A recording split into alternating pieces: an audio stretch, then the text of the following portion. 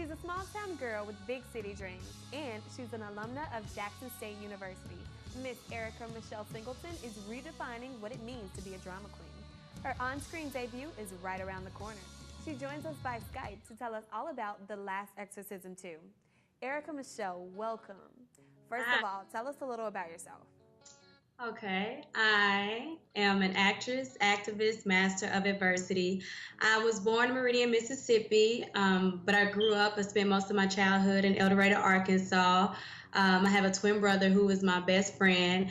And shortly after I graduated high school, I begged my mom, could I move to California to start my acting career? And she told me no, she wouldn't give me her blessing unless I gave her some college. So I immediately started undergrad at Jackson State in the summer of 2004.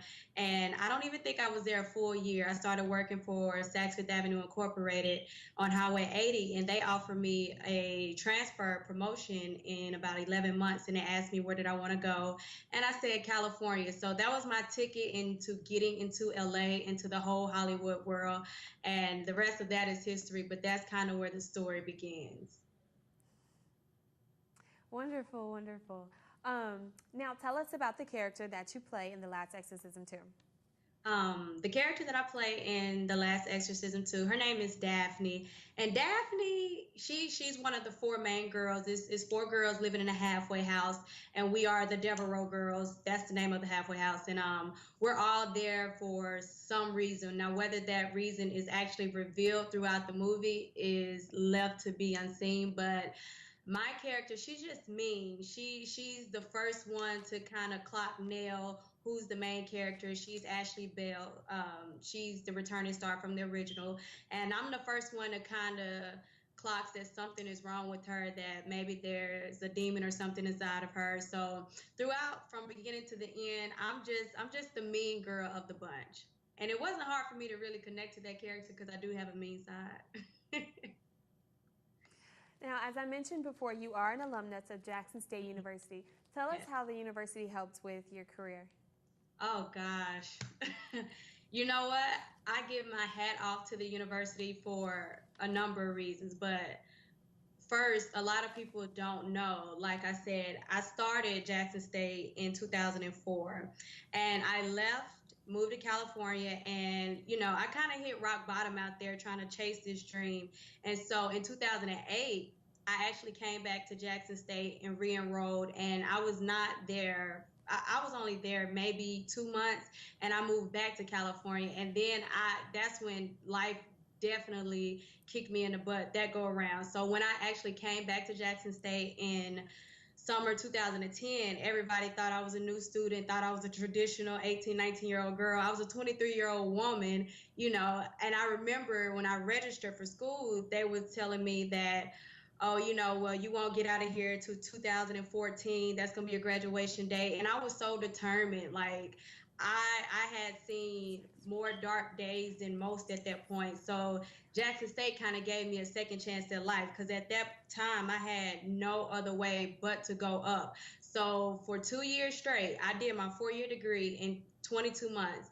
And I started out a mass comm major. I was in the mass comm department, and it was great, but I just did not feel in place until I actually went to the theater department. Every time I stepped into the theater department, that's when I kind of felt at home. So I finally made the decision to change my major over, and I'll never forget how I felt. It was so exhilarating because people think that being a theater major is like a pipe dream and that it's an endless pit, but for me, that's my life. And so when I became a theater major and I started interacting with my professors, Professor Miles, Miss Williams, Dr. Bodie, that's when I really came into my own and realized that this is something I'm going to do for the rest of my life. And so had Jackson State not provided those tools for me, I probably wouldn't even be sitting here doing this interview right now.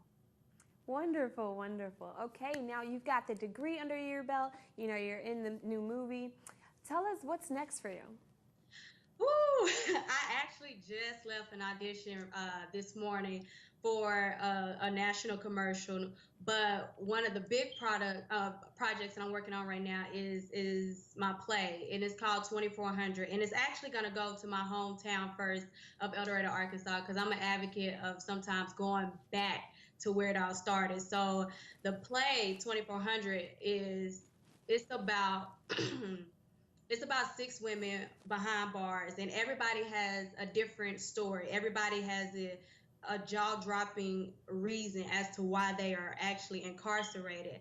And these women are all women that I have met along my journey. Like I have, you know, been incarcerated in California, and so I've seen a different side of the world. I've seen the lights and the Hollywood glam that LA has to offer, but I've also seen some of the dark sides that people don't necessarily want to talk about. And so the play is actually, it's pulled pages out of things and chapters that I've been in my life. And I'm so excited about it because it's something that has not been done in theater, and it's different. It's a different type of theater. You're gonna laugh, you're gonna cry, your mouth is gonna hit the floor. It's just I'm so excited about it. So I got that coming. But in addition, I'm up for a lead role right now in a new film. So I'm really, really excited about that. I will know something probably by the end of this week, but I feel really good about it. So got some things in the work. And actually I'm finishing a modeling contract with Chevrolet. I've been traveling the country since October, being a Chevy model. So I go to all the auto shows every week. Like I'm literally leaving tomorrow, going to Dayton, Ohio, and it's fun. Like I live a non-traditional life, and I absolutely love it. Wonderful. Now, finally, what advice can you give to students that are aspiring to be in the business? Now, the entertainment business, I before I even have a conversation with someone about it, I ask, are you sure this is something you want to dedicate your life to? Because this isn't like any other field. It's not like being a pilot and say I can do this for 20 years and retire, or be a doctor and then retire after so long, because you may not make it until your 20th year in this field. So I try to tell people pursuing this dream. I don't care the entertainment, the arts. It's a different field. It's a unique field. You got to have thick skin. So anybody pursuing music, dance, theater, anything in that arts, I just tell them first, make sure that it's something that you're gonna dedicate to for the rest of your life. And if you can say yes to that, then I say make sure everything that you are doing in your life is contributing to that dream. The Last Exorcism 2 hits theaters March 1st. Erica Michelle, best wishes to you and keep in touch.